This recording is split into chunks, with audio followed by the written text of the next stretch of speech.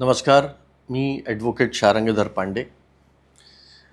आपण माझ्या यूट्यूब चॅनलला भरघोस प्रतिसाद दिल्याबद्दल आपल्या सगळ्यांचं खूप खूप आभारी. आजचा विषय असा आहे की आहे MPIDC संदर्भात, पण एक त्याला संलग्नित असा विषय आहे की अनेकदा काय होतं की मुख्य आरोपी जो असतो, जो गुंतवणूक घेत असतो, त्याच्याकडे एखादा गुंतवणूकदार जो असतो तो सुरुवातीलाच गुंतवणूक करतो. समजा एखादा शेअर मार्केटमध्ये काम करणारा माणूस आहे, त्याच्याकडे एखादा त्याचा जवळचा ओळखीचा आहे, काका मामा मित्र कुणीतरी असा व्यक्ती असतो जो सुरुवातीलाच त्याला मदत करतो आर्थिक आणि त्याच्याकडे गुंतवणूक करतो. आता तो सगळ्यात पहिल्यांदा असल्यामुळे त्याला परतावा बऱ्यापैकी चांगला मिळतो सुरुवातीपासूनच, आणि मग जसे जसे लोक वाढत जातात, व्यवसाय वाढत जातो, ह्या माणसाचा जो मुद्दल असते त्याच्या व्याज जे आहे ते मुद्दलीपेक्षा जास्त येऊन जातं याच्याकडे.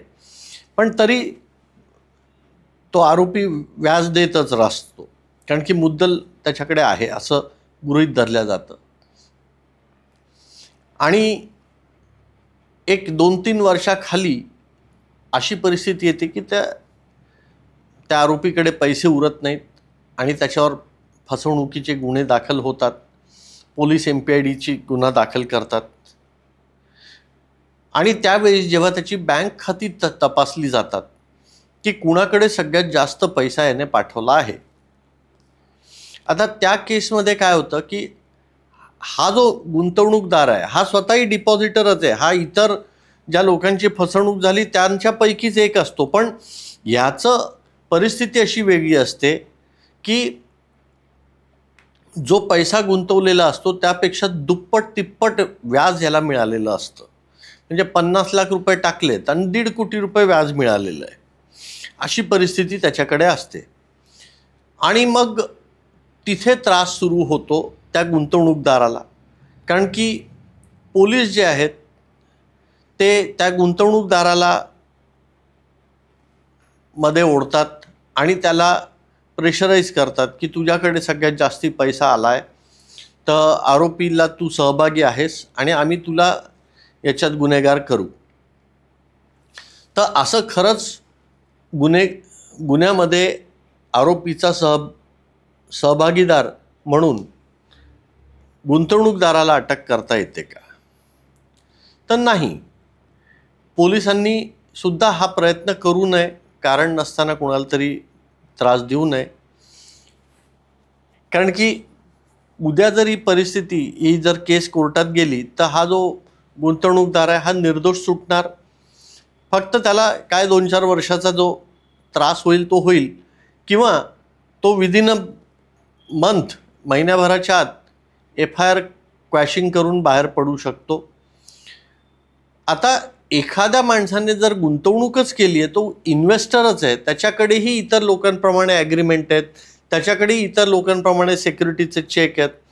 फक्त परिस्थिती अशी फरक आहे की जे नवीन गुंतवणूकदार आहेत त्यांच्याकडे त्यांचा पूर्ण रक्कम आलेली नाही आहे, त्यांना परतावा मिळालेला नाही आहे, किंवा कमी मिळाला आहे, जास्ती मिळाला आहे, किंवा मिळालाच नाही. पण हा जो गुंतवणूकदार आहे हा सगळ्यात आधीपासनं आरोपीच्याकडे गुंतवणूक केल्यामुळे पहिल्या 1-2 वर्ष जेव्हा बिझनेस सुरळीत चालत होता, सगळ्यांना पैसे मिळत होते, त्यावेळेस यालाही मिळत होते. आणि त्यावेळेस याच्याकडे जो पैसा आला आहे ऑटोमॅटिकली साहजिकच आहे की त्याचा नफा जो आहे तो जास्ती मिळाला असेल त्याला, तर त्याला परतावा मिळाला आहे, नफा मिळालेला आहे त्याच्यातनं त्याच्या गुंतवणुकीवर, तर त्याला आरोपी करता येणार नाही. आणि अशी परिस्थिती आत्ता माझ्याकडे एक आली होती. हा विषय घेण्याचं कारणच आहे की एक गुंतवणूकदाराचा माझ्याकडे फोन आला की त्याला पोलीस त्रास देत आहेत आणि त्याला कलम 4 खाली MPID खाली त्याच्यावर गुन्हा नोंदवण्याची धमकी देत आहेत. आणि म्हणून तो त्रस्त झाला होता आणि त्याने माझ्याकडे येऊन सल्ला घेतला. मी त्याला सांगितलं, बा त्याने गुंतवणूक सुद्धा केलेली आहे, कागदोपत्री त्याच्याकडे गुंतवणुकीचे पुरावे आहेत. कागदोपत्री जो परतावा मिळालेला आहे त्याला, तो सगळा बँकेच्या ट्रान्झॅक्शनने आलेला आहे, कुठलंही रोख रकमेचा नाही. आणि मुद्दल रक्कम अजूनही आरोपीकडे तशीच आहे. फक्त याला जो परतावा मिळाला हा याच्या मुद्दलीच्या दुप्पट तिप्पट मिळाला आहे. आणि म्हणून पोलीस याला प्रेशराईज करतायत की तुझ्याकडे जास्त पैसे आलेत, तू त्याचा साथीदार आहेस, आम्ही तुझ्यावर गुन्हा नोंदवू. तर मित्रांनो, अशी जर परिस्थिती आली तर घाबरू नका. अशा खोट्या गुन्हा नोंदवल्याने तुम्हाला त्रास होणार नाही. तुम्ही जर चांगला फौजदारी साईडला काम करणारा जर वकील लावला तर कदाचित ही जी FIR झालेली होईल, तुमच्यावर खोटी FIR होईल, ही लगेच रद्द होईल, रद्दबातल ठरेल आणि उच्च न्यायालयाकडनं तुम्हाला तसा अर्ज करून ती रद्द करून घेता येईल. आणि यदा कदाचित नाही जरी झाली तर उद्या जर हा खटला चाललाच, फौजदारी खटला, तर याच्यात तुम्हाला निर्दोष सुटण्याच्या शक्यता खूप जास्त आहे. त्यामुळे घाबरून जाऊ नये. फक्त पोलिसांचे फोन आले म्हणून तुम्ही घाबरून जाऊ नका. पण पोलीस जर जबाब नोंदवायला बोलवत आहेत तर त्याच्यासाठी टाळू नका. त्यांना तिथे जाऊन मदत करा. तुमचे जे काही पुरावे आहेत, कागदोपत्री पुरावे आहेत, रिटर्न्स आहेत, बँक स्टेटमेंट आहेत, तुमच्याकडचे असलेले ॲग्रीमेंट आहेत, तुमच्याकडे असलेले सिक्युरिटीचे चेक आहेत, हे सगळं घेऊन जाऊन दाखवा.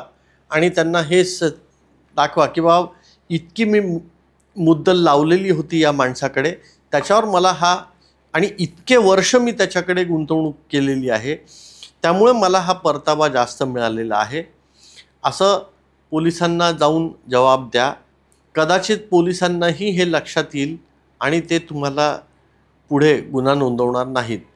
अपेक्षा करतो की आपल्याला हा व्हिडिओसुद्धा आवडला असेल, कारण की अनेकदा पॅनिकमध्ये येतात. पोलिसांचा फोन आला, साहजिकच आहे, आपल्याकडे लोकांची सज्जनता अशी आहे की पोलिसांचा फोन आला की लोकांना धडकी भरते.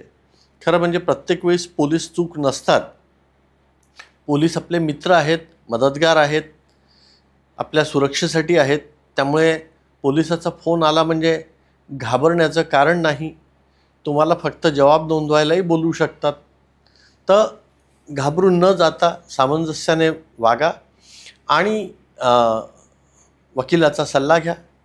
आपण परतच लवकर दुसऱ्या एखाद्या विषयावर बोलायला भेटूयात. तोपर्यंत सुरक्षित रहा. नमस्कार.